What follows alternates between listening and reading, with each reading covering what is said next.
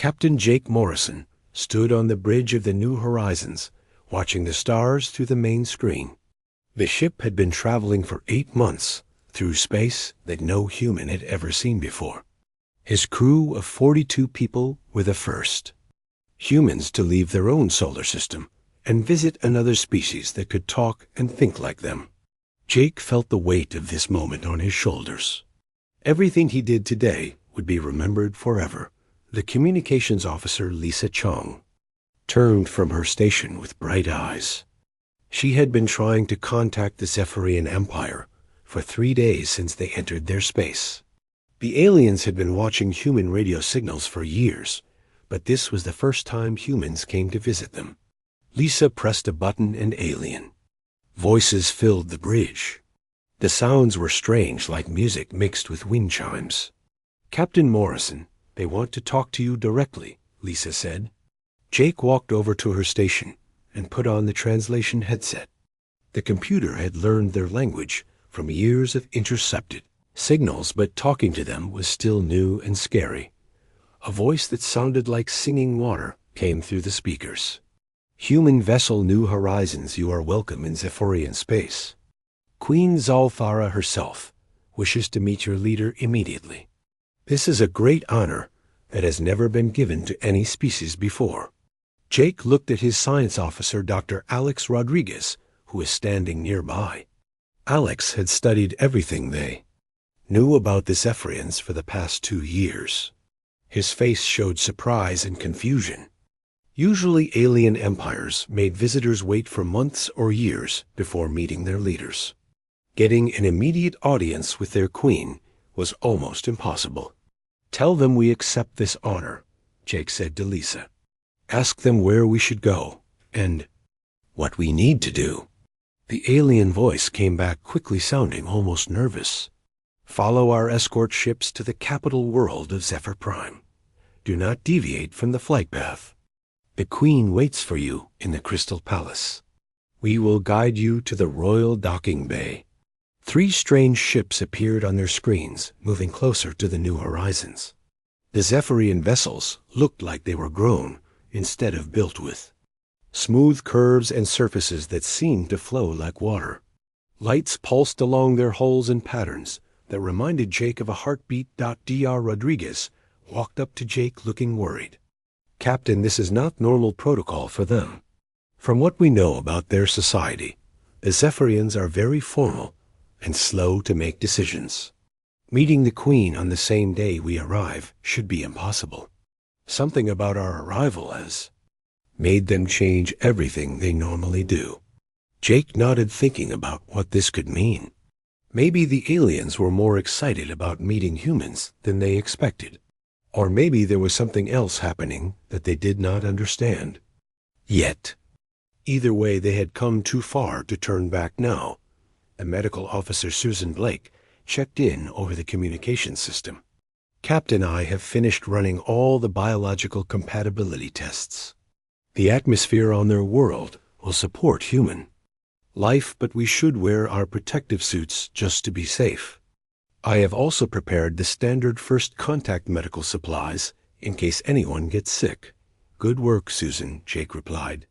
"Make sure everyone going down to the planet has a full medical scan before we leave the ship. We cannot take any risks with diseases that might hurt either species."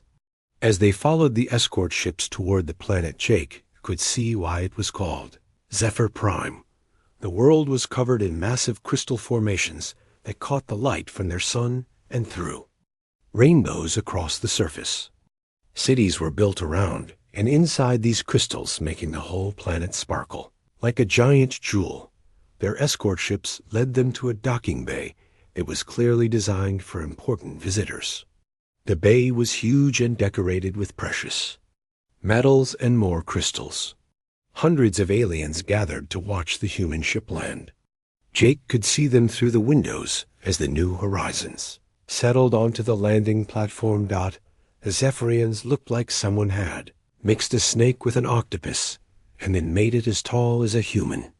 They had long flowing bodies covered in scales that changed colors like oil on water.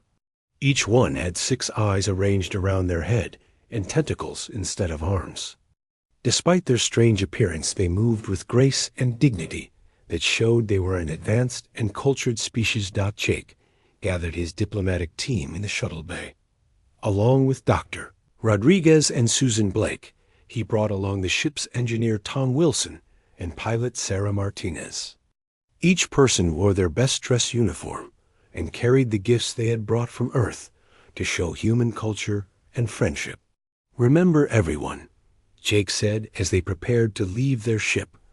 "We represent all of humanity today. Be respectful, be curious, and be ready for anything. We have no idea what to expect, but we came here to make friends and learn about the galaxy. Let's make Earth proud." The shuttle bay doors opened and warm alien air flowed into the ship. It smelled like flowers and ozone, with a hint of something that reminded Jake of the ocean. The gravity was slightly lighter than Earth, making each step feel like a small bounce. The temperature was perfect for humans, which seemed like another sign that this meeting was meant to happen. A group of Zephyrian officials waited for them at the bottom of the landing ramp. Their scales shifted through blues and purples, which the translation computer said meant they were nervous but trying to be polite. The leader of the group had more elaborate patterns on his scales and wore what looked like jewelry made from the same crystals that covered their planet. "Welcome, humans, to Zephyr Prime," the leader said through their translation devices. "I am High Counselor Velthur, advisor to Queen Saulthara. Her Majesty waits for you in the Crystal Palace. Please follow me, and do not be afraid of what you see. Our queen is ancient and powerful, but she wishes only to understand your species and welcome you to our galaxy." As they walked through the crystal corridors toward the throne room, Jake noticed that every Zephyrian they passed stopped what they were doing to stare at the humans. Some seemed curious, while others looked worried or even scared. He wondered what they had heard about humans that made them react this way. The Crystal Palace was the most beautiful building Jake had ever seen. Light flowed through the walls, creating patterns that danced and changed as they walked. The ceilings were so high they seemed to disappear into glowing mist. Everything was designed to make visitors feel small and amazed by the power and beauty of the Zephyrian Empire. Finally, they reached the throne room doors, which were 30 feet tall and covered in carvings that told the history of the Zephyrian people. High Counselor Velthur turned to Jake with an expression that the translation computer could not read. "Captain Morrison," he said quietly, "I must warn you that our queen has been acting strangely since we told her about your arrival. Please do not take anything personally if she seems upset or frightened.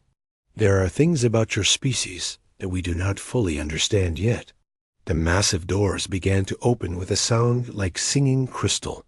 Beyond them, Jake could see the most impressive room he had ever imagined. The throne at the far end seemed to be carved from a single giant crystal that caught light from everywhere and threw it back in every color possible. And sitting on that throne was Queen Zalthara herself, waiting to meet the first human she had ever seen. Jake Morrison walked into the crystal throne room with his team behind him.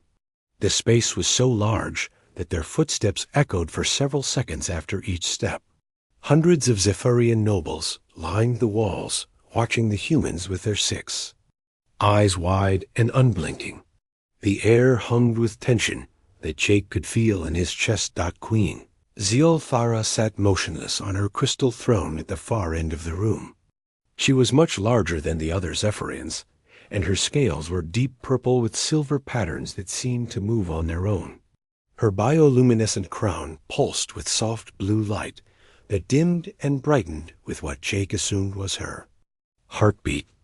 She was clearly ancient and powerful and beautiful, in a way that no human had ever imagined. As Jake walked closer, he could see the Queen's 6 eyes following his every movement. Her long serpentine body was coiled beneath her, but he could tell she was tense like a snake ready to strike or flee. The closer he got, the more her crown flickered, and the more her scales seemed to ripple with colors that the translation computer said meant fear and confusion. When Jake was 20 feet from the throne, he stopped and gave the formal bow that Dr. Rodriguez had taught him from their studies of Zephyrian culture. "Your Majesty," he said clearly, "I am Captain Jake Morrison, representing the people of Earth. We come in peace, seeking friendship and understanding between our species." The moment Jake looked up and made eye contact with Queen Zalthara, her entire body began to tremble. Her crown dimmed to almost nothing, and her scales shifted to colors that meant panic and terror. Gasps and whispers filled the throne room as the assembled nobles saw their mighty queen shake like a leaf in a storm. For almost a full minute, Queen Zalthara stared at Jake without moving or speaking. The silence in the room became so complete that Jake could hear his own breathing through his protective suit. Finally, the queen spoke in a voice that sounded like wind through broken glass. "Impossible," she whispered. "The prophecy cannot be true. Not now, not after all these centuries of peace and prosperity." Her 6 eyes never left Jake's face as she spoke. "Guards, clear this room immediately. I must speak with this human alone." High Counselor Velther stepped forward, looking confused and worried. "Your Majesty, that would be most unusual. Protocol requires that all formal meetings be witnessed by the royal court. Perhaps we could discuss this matter in private after the formal greeting ceremony." "There will be no ceremony," the queen said sharply. Her voice grew stronger, but Jake could still hear the fear underneath. "Clear this room now. Bring only the ancient data crystals from the vault beneath the palace. Hurry before word of this spreads to the outer worlds." The nobles and guards filed out of the throne room quickly, but Jake could see them whispering to each other as they left. Some looked excited, while others seemed frightened by their queen's strange behavior. Dr. Rodriguez moved closer to Jake, but stayed behind him as they had planned. When they were alone, Queen Zalthara slowly uncoiled her body and slithered down from her throne. Up close, Jake could see that she was even more magnificent and terrifying than he had first thought. Her scales were as large as his hand, and they reflected light in ways that hurt to look at directly. She was at least 12 feet tall when she raised herself up to her full height. "Human," she said quietly, "tell me exactly what you are. Describe your species and your world, and how you came to be what you are. Leave out nothing, for I fear that everything I have believed about the safety of my empire may be wrong." Jake looked at Dr. Rodriguez, who nodded encouragingly. "Your Majesty, we humans evolved on a world we call Earth. We are mammals, which means we give birth to live young and feed them milk from our bodies. We evolved from creatures that hunted other animals for food, so we have forward-facing eyes and strong muscles, and we can run for very long distances without stopping." The queen's trembling increased as Jake spoke. "Forward-facing eyes," she repeated. "Binocular vision for tracking prey. Bilateral symmetry for efficient movement. Endothermic metabolism for sustained activity. And you stand upright without support structures." "Yes, Your Majesty," Jake replied, not understanding why these facts seemed to frighten her so much. "We are persistence hunters. Our ancestors would chase other animals until they became too tired to run anymore. That is how we learned to work together and use tools and eventually build civilizations." High Counselor Velther returned carrying a crystal case that glowed with internal light. Inside, Jake could see data crystals that looked much older than anything else in the palace. The High Counselor's scales were shifting through colors that meant excitement and terror at the same time.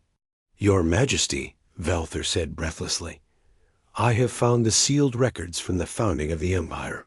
The prophecy of the Destroyer of Chains is exactly as you remembered it. Every detail matches these humans perfectly." Queen Zalthara took one of the ancient crystals and placed it in a reader near her throne. Holographic images appeared in the air, showing creatures that looked remarkably like humans.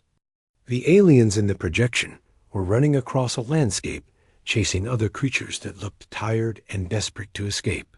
5,000 years ago, the Queen said to Jake, when our empire was young, our explorers found a dead world on the edge of known space. On that world, they discovered the remains of a species that had destroyed itself in wars. But before they died, they created these records warning about creatures like themselves. The hologram changed to show alien writing at the translation. Computer slowly converted to English. Jake read the words with growing understanding of why the Queen was so frightened. Beware the persistence hunters, the translation read. They look harmless when you first meet them. They seem friendly and curious and intelligent. But they are predators who achieved sentience while keeping all their hunting instincts. They work together like a pack. They never give up once they start chasing something. They can run forever, and they heal from wounds that would kill other species. Dr. Rodriguez stepped forward to get a better look at the hologram. Your Majesty, this is fascinating, but I don't understand why it frightens you. Humans are not violent toward other intelligent species. We came here seeking friendship, not conquest. Queen Zalthara laughed, but it sounded more like crying. Dr. Rodriguez, you do not understand how the galaxy works. Every species that has achieved spaceflight did so by controlling their aggressive instincts. We learned to cooperate and build and explore because we stopped being hunters and warriors. But you humans did the opposite. She gestured to more holographic images that showed human history. Your species achieved intelligence because of your hunting success, not despite it. You learned language to coordinate hunts. You developed tools to kill more efficiently. You built civilizations so you could wage war more effectively. Everything that makes you advanced comes from being better predators. Jake felt a chill as he began to understand what the Queen was trying to tell him. You're saying that other species see us as a threat because we evolved differently than everyone else. Not just a threat, the Queen replied. The prophecy says that when the persistence hunters return to the galaxy, they will destroy all the chains that bind the weak. To the strong, every empire will fall. Every system of control will crumble. Not through conquest, but through the simple example of what they are. High Counselor Velther activated another crystal, showing more ancient records. The dead species called them the destroyer of chains because they could not be controlled or intimidated or broken. They would keep coming no matter what you did. To stop them, they would never surrender and never accept defeat. Jake looked at his team and saw the same realization dawning on their faces. Humans were not just another species making first contact. They were the living embodiment of every alien empire's worst nightmare. They were the predator species that other civilizations had been afraid of for thousands of years. Your Majesty, Jake said carefully, we truly do come in peace. We want to learn about the galaxy and make friends with other species. We have no intention of destroying your empire or anyone else's. Queen Zalthara looked at him with all 6 eyes, and Jake could see infinite sadness in them. Captain Morrison, I believe that you mean what you say, but the prophecy does not speak of intention. It speaks of consequence. Your very existence changes everything about how the galaxy works. She turned back to her throne and began climbing back up to sit on it. The moment word spreads that the persistence hunters have returned every suppressed species in my empire, we'll see it as a sign that freedom is possible. Every rebel will take heart. Every chain will begin to weaken. As if to prove her point, Jake could hear commotion beginning somewhere outside the throne room. Voices were raised in excitement, or fear, and feet were running through the crystal corridors. The news of humanity's arrival was already spreading, and the Zephyrian Empire was beginning to feel the impact. Queen Zalthara settled back onto her throne and looked down at Jake with an expression he could not read. Captain Morrison, you Your species have just changed the course of galactic history. The only question now is whether that change will bring freedom or chaos to the billions of beings who call this galaxy home. Commander Nick Patterson sat at his communication station aboard the New Horizons monitoring transmissions from across the Zephyrian Empire. What he heard made his blood run cold. Every channel buzzed with news about the human arrival and the Chiji. Ancient prophecy. Fear and excitement crackled through the airwaves as word spread from world to world faster than he thought possible. Captain Morrison, you need to hear this? Nick called through his communicator to the Crystal Palace. I'm picking up reports of civil unrest on at least 12 different planets. Some of the subject species are taking to the streets demanding answers about the prophecy. Others are calling for immediate independence from Zephyrian rule. On the outer rim of the Empire, a species called the Karathi had already declared their homeworld free from Imperial control. Their leader broadcast a message that made Nick's hands shake as he translated it. The persistence hunters have returned, just as the ancient warnings predicted. The time of change is ending. All free beings must rise up now before the Empire can react. Back in the throne room, Jake listened to Nick's reports while watching Queen Zalthara grow more pale and trembling with each update. Her scales had shifted to colors that meant deep fear and desperation. High Counselor Velther paced back and forth muttering calculations about military response times and communication delays. Your Majesty, Jake said gently, I think you need to explain to me exactly how your empire works. If our arrival is causing this much chaos, there must be something about your government that I don't understand. The Queen closed her eyes and was quiet for a long moment before answering. Captain Morrison, the Zephyrian Empire controls over 300 star systems and 47 different intelligent species. We have maintained peace and order for 5,000 years through a system that I am now ashamed to describe to you. She gestured to High Counselor Velther, who activated a holographic display showing the structure of their empire. Jake could see immediately that it looked nothing like the democratic federations or trade partnerships that humans had imagined they might find among the stars. We rule through fear, the Queen continued. Every subject species knows that rebellion means the complete destruction of their homeworld. We have never actually destroyed a planet because we have never needed to. The threat alone has been enough to maintain control for millennia. D.R. Rodriguez studied the holographic display with growing understanding. Your Majesty, this system only works if your subjects believe that resistance is hopeless. But if they think someone has arrived who cannot be controlled or intimidated, then everything changes. Exactly, the Queen replied. The prophecy of the persistence hunters has been a secret known only to my family and the highest levels of government. But the mere existence of such a prophecy means that even we have always doubted our own invincibility. Jake walked closer to the holographic display to get a better look at the Empire's structure. What he saw shocked him more than anything else he had learned so far. The Zephyrian military was enormous, but it was designed entirely for intimidation and crowd control. Their ships were impressive looking, but had minimal actual weapons. Their soldiers were trained for parades and policing, not for real combat. Your Majesty, Jake said slowly, your empire has no actual military power. You've been ruling through bluff and psychological control for thousands of years. Queen Zalthara nodded sadly. We achieved space travel by being diplomats and negotiators, not warriors.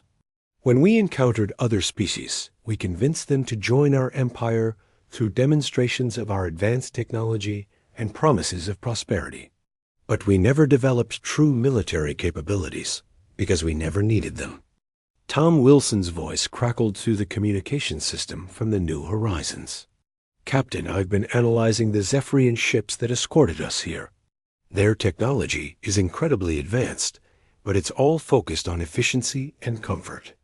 They have no armor plating, no missile systems, no energy weapons, designed for ship-to-ship combat. These vessels couldn't fight their way out of a paper bag if they had to. The implications of this revelation hit Jake like a physical blow. Humanity had not just stumbled into first contact with an advanced alien empire. They had accidentally positioned themselves as the prophesied downfall of a civilization that existed entirely on borrowed fear and empty threats. High Counselor Velthar received an urgent message through his personal communicator. His scales shifted to colors that Jake was beginning to recognize as panic. Your Majesty, the situation is deteriorating rapidly. The Thorak Confederacy has just announced they are withdrawing from all imperial trade agreements. The mineral guilds of the asteroid belt are refusing to ship raw materials to core worlds.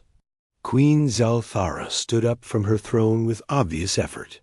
Her entire body was trembling now, and her bioluminescent crown flickered like a dying light. In one day humans have managed to do what 5,000 years of rebellions could not accomplish.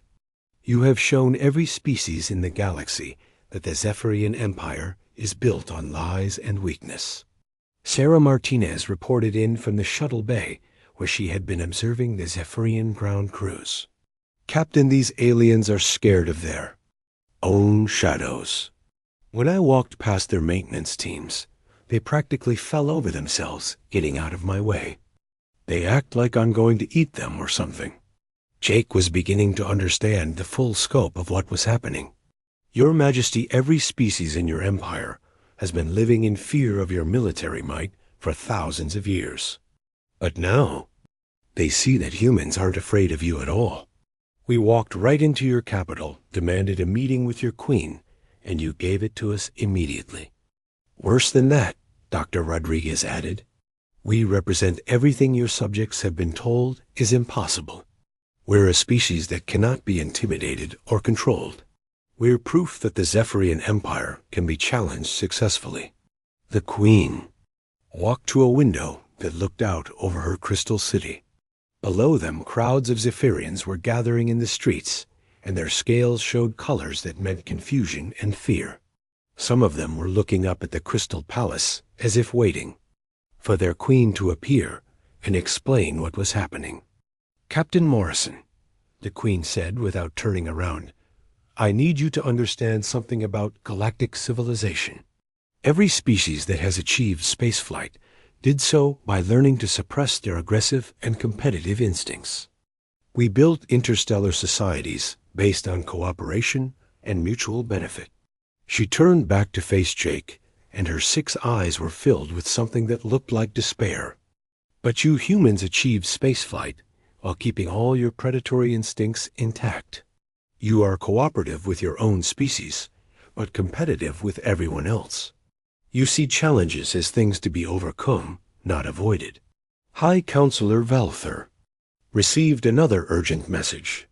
Your Majesty, I regret to inform you that the Imperial fleet has been ordered to return to their home bases immediately.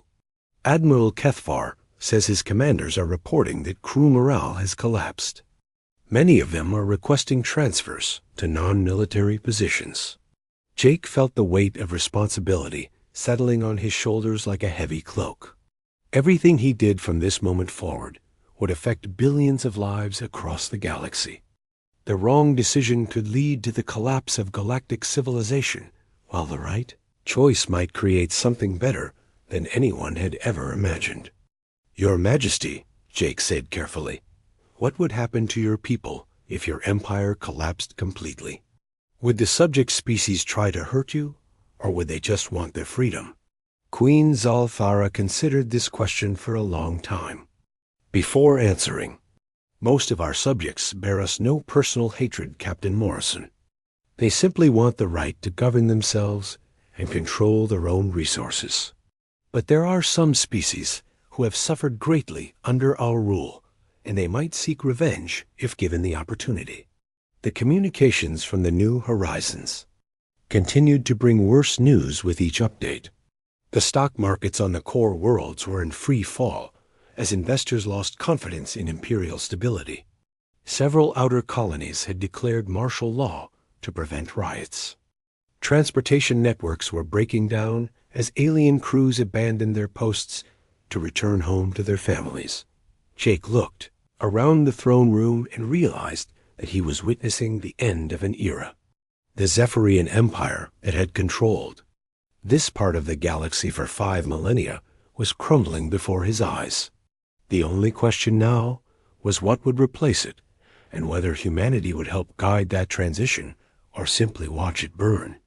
"Your Majesty," Jake said finally, "I think we need to consider some options that neither of us expected when this day began. Because whether we like it or not, the old galaxy is ending, and we need to decide what the new one will look like." "Queen." Sulfara looked at him with an expression that mixed hope and terror in equal measure. Outside the Crystal Palace, the sounds of change echoed through the streets as an empire, built on fear, began its final transformation. 3 days after the first meeting with Queen Zalfara Jake, Morrison stood on the observation deck of the New Horizons, watching 5 human ships approach through hyperspace. Admiral Kevin Thompson had received Jake's initial contact reports and immediately launched a small fleet to provide backup for the first contact mission. What should have been a routine support operation was about to become the spark that ignited a galactic revolution. The Zephyrian early warning systems detected the incoming human ships long before they dropped out of hyperspace. To the alien operators monitoring their screens, the human fleet formation looked like a classic attack pattern from their military textbooks. The ships were arranged in a diamond formation with overlapping fields of fire, and they were approaching at high speed directly toward the capital world. Admiral Thompson commanded the fleet from his flagship, the Liberty. His other ships were the Yorktown, the Constitution, the Independence, and the Defiance.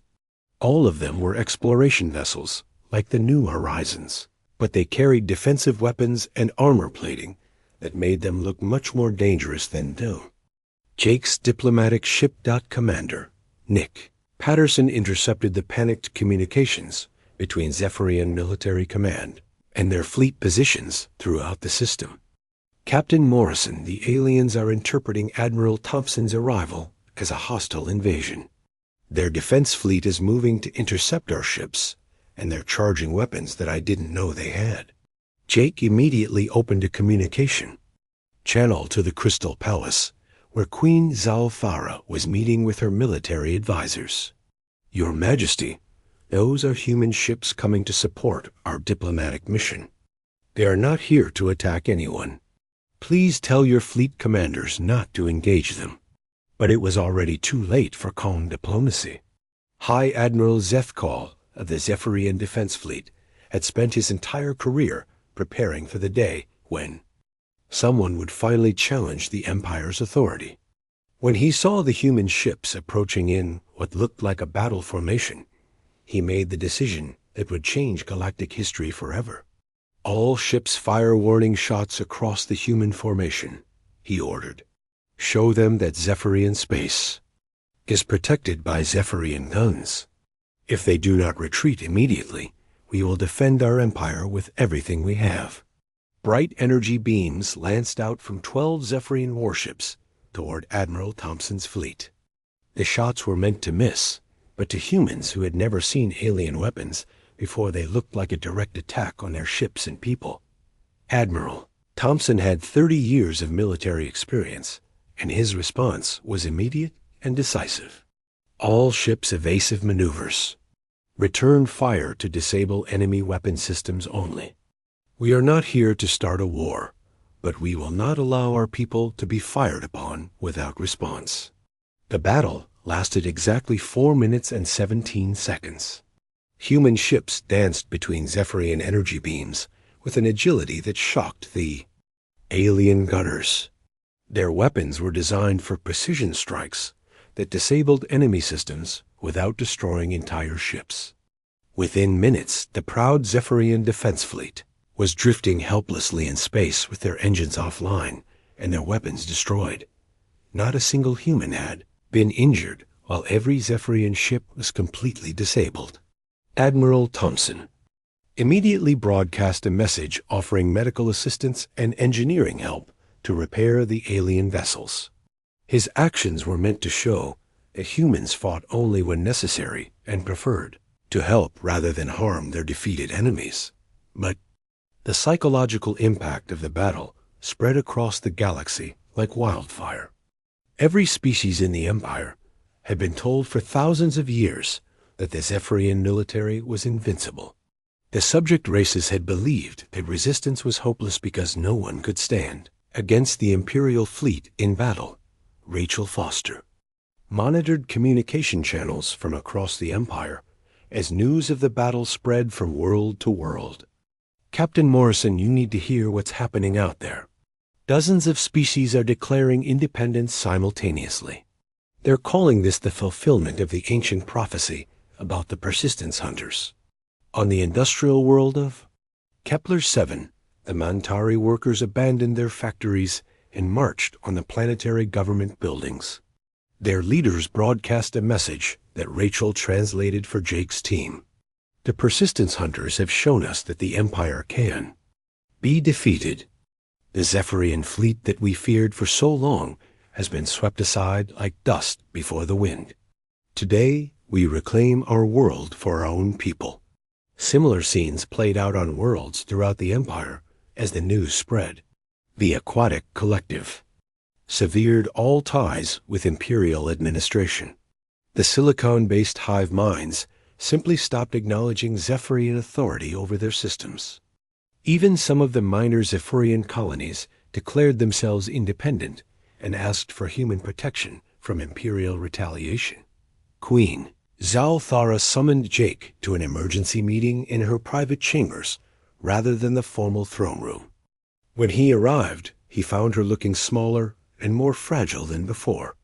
Her bioluminescent crown had stopped working entirely, and her scales showed colors that meant defeat and desperation.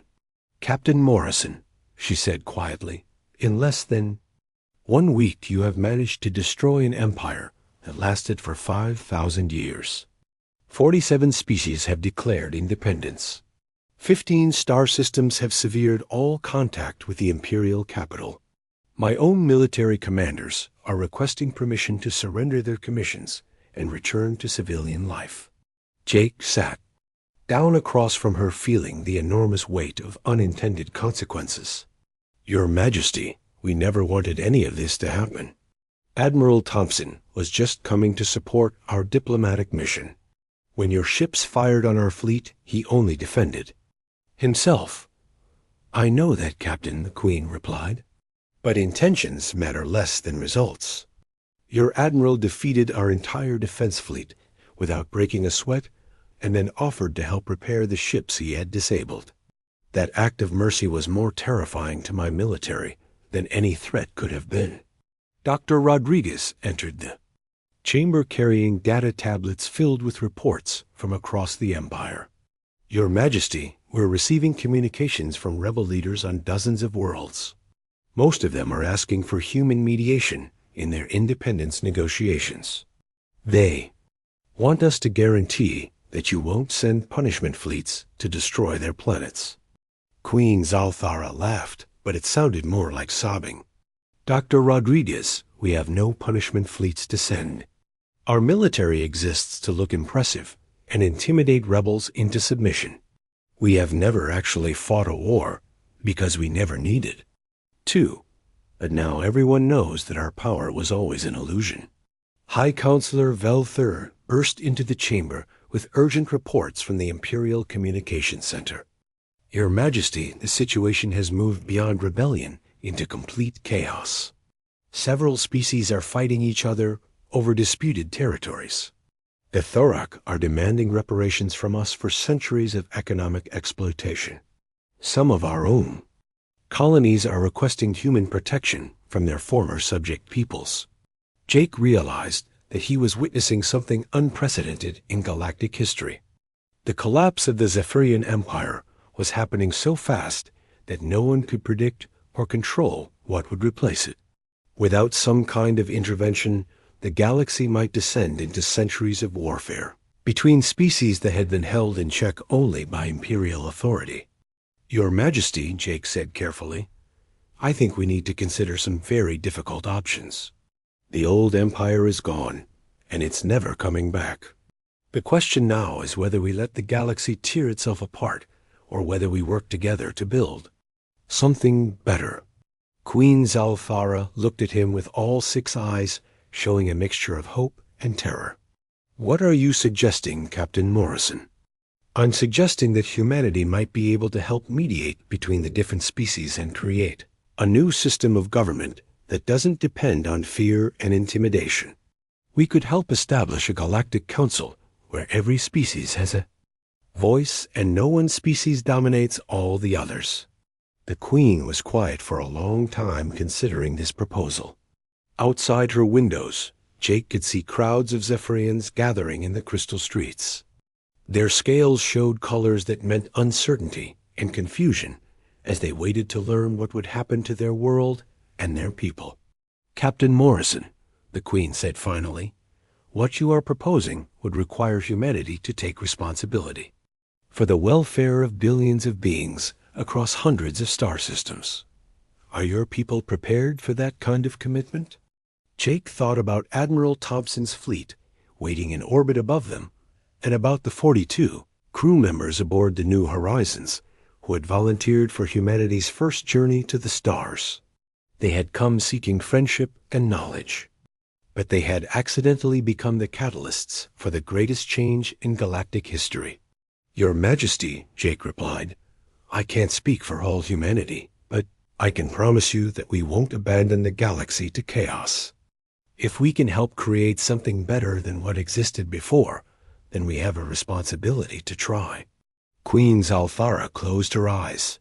Jake could see her making one of the most difficult decisions any leader had ever faced.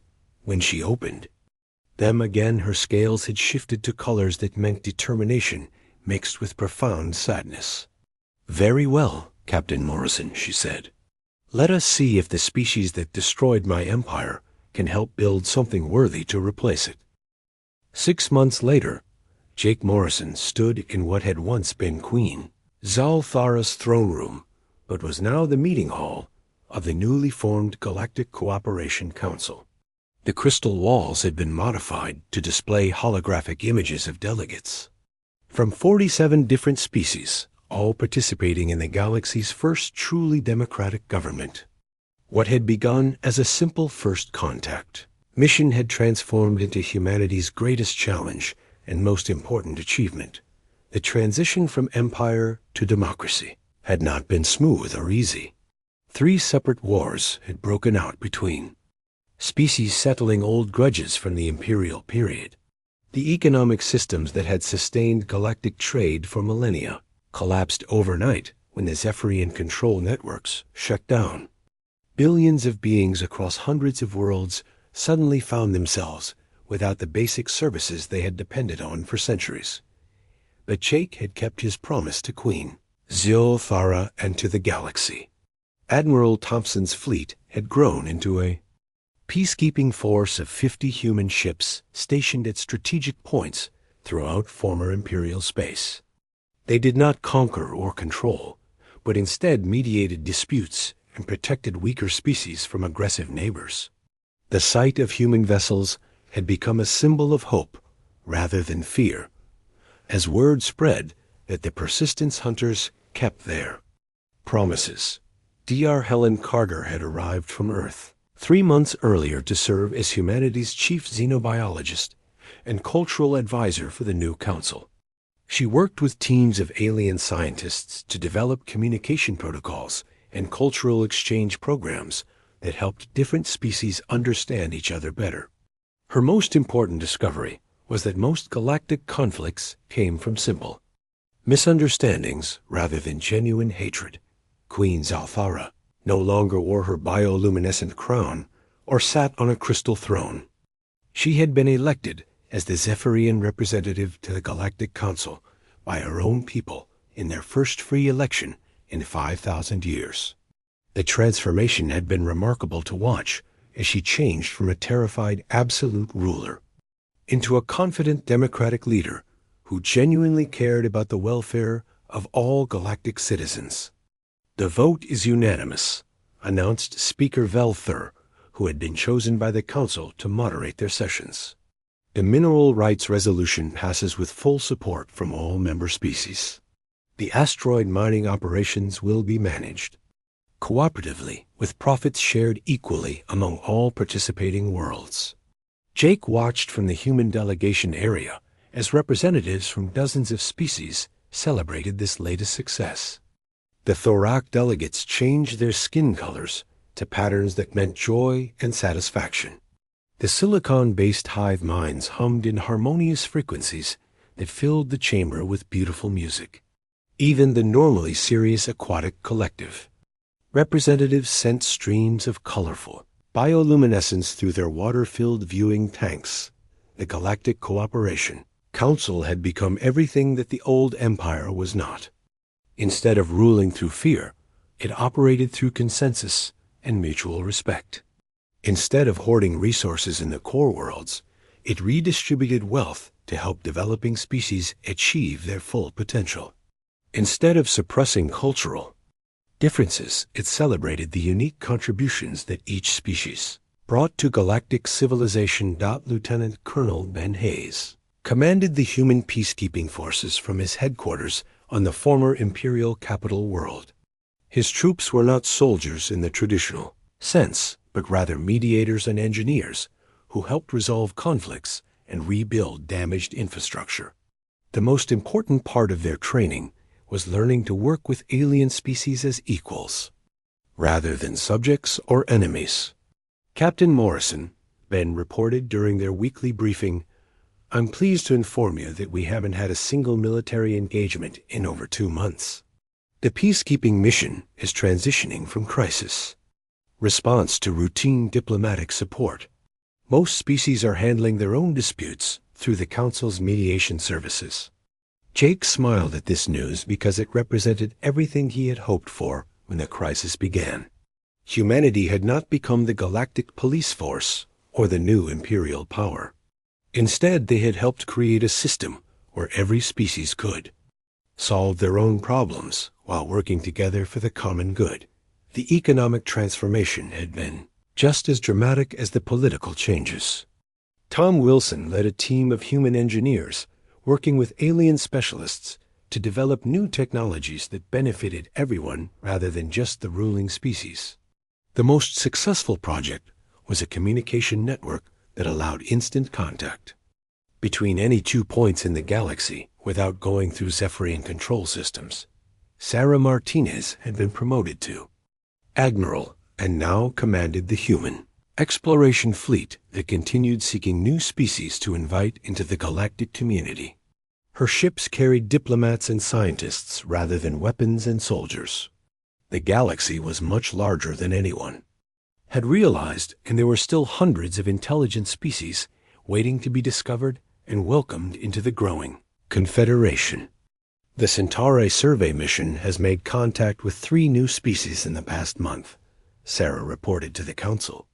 All of them are interested in joining our community once they complete their internal discussions about interstellar relations. We're providing them with cultural exchange programs and communication technologies, but we're letting them make their own decisions about membership. Dr. Rodriguez had established the Galactic University on what had once been a Zephyrian military base. Students from every member species came there to learn about interstellar relations and cooperative problem solving. The most popular courses were taught by human instructors who shared Earth hard-won knowledge about building democratic institutions and managing cultural diversity. Queen Zalthara approached Jake after the council session ended for the day. Her scales showed colors that meant contentment and gratitude as she walked beside him through the crystal corridors that had once intimidated visitors from across the galaxy. "Captain Morrison," she said quietly, "I owe you an apology for my behavior. When we first met, I was so terrified of the prophecy that I could not see the opportunity it represented. You have given my people and all the species of this galaxy something we never had before." "What's that, Your Majesty?" Jake asked, though she had asked him many times to call her simply Zalthara. Now that she was an elected representative, rather than an absolute monarch. Hope, she replied. For 5,000 years, every species in this galaxy lived in fear of what might happen if they stepped out of line or demanded better treatment. Now they know that someone will stand with them if they are threatened and support them if they need help. They walked together to the observation deck that looked out over the crystal city below, the streets that had once been filled with frightened. Crowds now bustled with beings from dozens of different species, working and living together. Zephyrian children played alongside young Thorak and Montari in parks that had been built where military installations once stood. Jake Zalthara said, using his first name as she did now, that they were friends rather than just diplomatic partners. I need to tell you something that I learned from the ancient records. The prophecy about the persistence hunters was not really about destruction at all. Jake looked at her with curiosity because she had never mentioned this before. What do you mean? The species that created the prophecy used a word that we translated as destroyer, but it really means something closer to transformer or liberator. They were not warning us about conquerors who would tear down our civilization. They were telling us about teachers who would show us how to build something better. Jake thought about this revelation as he watched the sunset paint the crystal city in shades of gold and purple. Humanity had indeed transformed the galaxy, but not through conquest or intimidation. They had done it by offering something that no species had ever imagined possible: genuine partnership between equals. The galaxy trembles no longer in fear, Zalthara continued, but with excitement about what we can accomplish together. Every day brings new discoveries and new possibilities that we never dreamed of during the Imperial era. 6 months ago, Jake had been a simple starship captain on humanity's first diplomatic mission to another species. Now he was the architect of a new galactic civilization that stretched across hundreds of star systems and included billions of intelligent beings. The weight of that responsibility should have been crushing, but instead it felt like the most natural thing in the universe. Zalthara, Jake said as they watched the stars begin to appear in the darkening sky. I think this is just the beginning. We've built something good here, but the galaxy is vast, and there are still so many species out there who don't know that things can be different. We have a lot of work left to do. She nodded, and her scales shifted to colors that meant determination and hope. Then we will do that work together, Captain Morrison. The age of empires is over, and the age of cooperation has begun. And it all started the day you walked into my throne room and showed me that there was nothing to fear from the future. Above them, the stars shined down on a galaxy that was finally free to reach its full potential. The persistence hunters had returned just as the prophecy predicted, and they had indeed destroyed the chains that bound.